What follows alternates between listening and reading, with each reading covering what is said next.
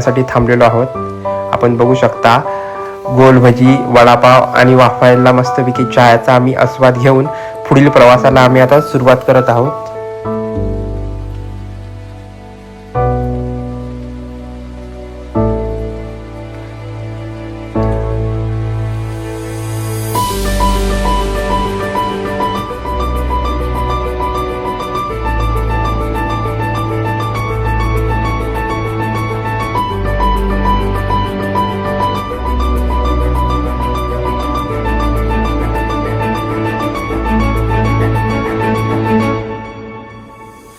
तर मंडळी, भरपेट नाश्ता केल्यानंतर आम्ही आता निघत आहोत पुढच्या प्रवासाला.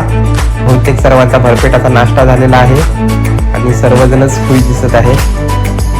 तर आम्ही आता इथून निघतोय, पुढे जाऊया पुढच्या प्रवासाला. आचऱ्यावरून थेट देवगड